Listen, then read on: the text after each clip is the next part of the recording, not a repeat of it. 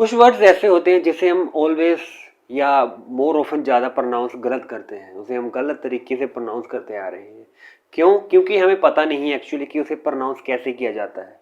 पहले कहा जाता था कि लैंग्वेजेस सिर्फ अपने भाव को, अपने whatever we have on mind, कि अपने विचारों को एक बंदे से दूसरे बंदे तक पहुंचाने के लिए पहले लैंग्वेजेस सोचा जाता था कि ऐसे यूज़ की जाती है। बट आजकल लैंग्वेजेस सिर्फ अपने कम्युनिकेशन के लिए नहीं यूज़ की जाती है, आजकल लैंग्वेजेस यूज़ की जाती है खासकर इंग्लिश जॉब लेने के लिए, टेस्ट क्लियर करने के लिए। बड़े बड़े टेस्ट क्लियर होते हैं on the basis of English.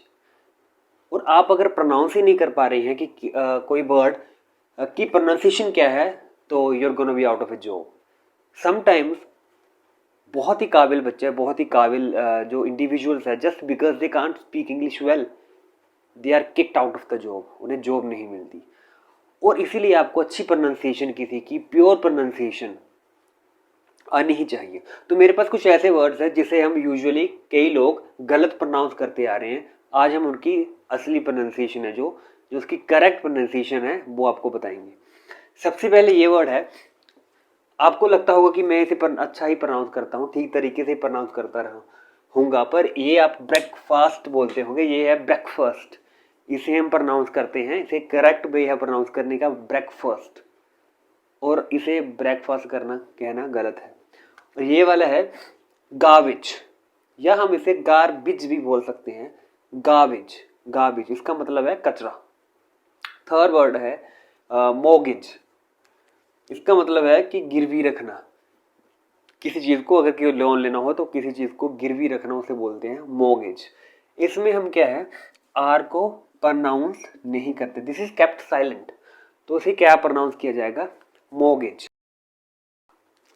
और ये वर्ड है डेट, कर्जा, किसी से पैसे उधार लेने, बैंक से कर्जा लेना, वो है डेट। इसमें क्या है, बी को प्रोनाउंस नहीं किया जाता, B is always kept silent, तो यहां इसे प्रोनाउंस करेंगे डेट। अगला वर्ड है वेंसडे, इसे कई लोग प्रोनाउंस करते हैं वेडनेसडे, जो कि गलत है क्योंकि इसमें डी है, उसे अगेन साइलेंट किया जाता है, that is not pronounced with this word। तो क्या है, this is taken out, this is pushed out of this word for pronunciation and this is pronounced as Wednesday, Wednesday not Wednesday। तो ये है dinghy, dinghy बीमारी होती है मच्छर काटने से, तो इसे लोग प्रोनाउंस करते हैं कि डेंगू। वो हिंदी की प्रोनाउंसिएशन हो सकती है लेकिन इंग्लिश में उसे डेंगी ही बोलते हैं, तो इसे प्रोनाउंस करेंगे हम डेंगी। तो लास्ट वाले को वर्ड को प्रोनाउंसिएशन करेंगे इसे 3 लेटर्स को गी, डेंगी। नेक्स्ट वर्ड है एज़मा, एज़मा जिसे हम हिंदी में हम क्या कहते हैं, इसे दमा कहते हैं। तो ये एक सांस की बीमारी होती है जिसमें बंदे को खांसी आती है और इनर रेस्पिरेटरी ट्रैक्ट है वो, उसे भी अफेक्ट करता है, एज़मा बोलते हैं इसे, नॉट एस्थमा नहीं बोलते। तो नेक्स्ट वर्ड है आमंड, इसे हम अगेन एल को साइलेंट रखते हैं, तो इसे हम प्रोनाउंस करते हैं आमंड। बादाम, ये है टमोरो, नॉट टुमोरो, टुमोरो नहीं प्रोनाउंस करते हैं, इसका करेक्ट प्रोनाउंसिएशन है टमोरो, यानी कि कल। आगे है ज्वेलरी, इसे कई लोग ज्वेलरी प्रोनाउंस करते हैं जो कि इनकरेक्ट होता है, तो इसका एक्चुअल प्रोनाउंसिएशन है ज्वेलरी, ज्वेलरी, ज्वेलरी। नेक्स्ट है डेब्री, इसमें अगेन हम एस को साइलेंट कर देते हैं, डेब्री या डेब्री, इसका मतलब होता है कचरा, मलबा, डेब्री। नेक्स्ट है, इसे कई लोग क्या करते हैं, बरी प्रोनाउंस करते हैं, इसका मतलब ऐसे होता है दफनाना, किसी भी चीज को जमीन में गाड़ना, दफनाना, बट इसे बैरी प्रोनाउंस करते हैं। यहाँ ये यू वर्ड है, इसे हम ए का साउंड देते हैं, इसीलिए हम इसे प्रोनाउंस करते हैं बैरी। नेक्स्ट वर्ड है, आप सोचते होंगे यार इसे तो मैं करेक्ट ही प्रोनाउंस करता हूँ, बट आप इसे भी शायद गलत प्रोनाउंस कर रहे हैं। अब अगर आप इसे पिज्जा बोल रहे हैं तो that is wrong, that is not the right way to pronounce it. इसका राइट वे है पिज्जा, पिज्जा।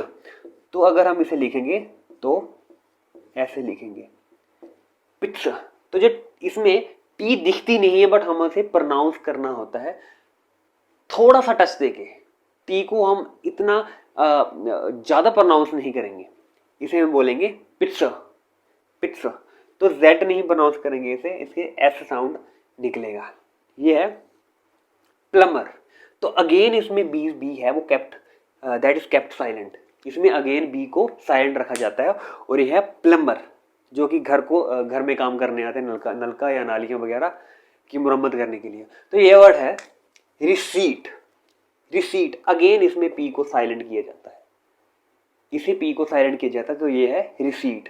नेक्स्ट वर्ड है क्यूकम्बर। क्यूकम्बर जिसे हम खीरा बोलते हैं हिंदी में। नेक्स्ट है क्लाइम, इसे अगेन हम बी को साइलेंट करते हैं। अगर हम इसे क्लिम्ब बोलते हैं तो वो रॉन्ग हो जाता है। नेक्स्ट वर्ड है नम। नम अगेन इसे बी को साइलेंट किया जाता है।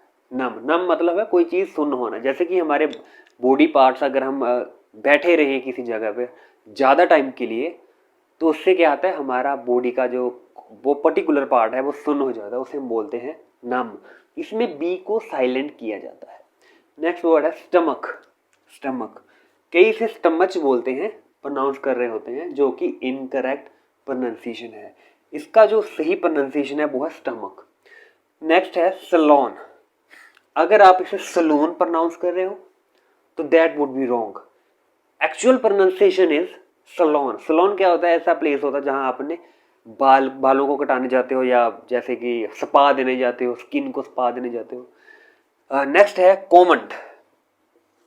इसका जो एक्चुअली प्रोनाउंसिएशन है वो है कॉमेंट। अगर आप इसे कमेंट प्रोनाउंस कर रहे हो तो दैट इज रॉन्ग। ये है कॉमेंट या कॉमेंट। तो ये वो वर्ड है जिसे हम रॉन्ग प्रोनाउंस कर रहे हैं। अगर आप इसे आज से ही प्रैक्टिस करके अच्छा करना शुरू कर देते हैं, सही तरीके से प्रोनाउंस करना शुरू कर देते हैं, तो आपकी जो स्पीकिंग स्किल्स है, you will beef them up. आप अपनी स्पीकिंग स्किल्स को बहुत ही पॉलिश कर दोगे।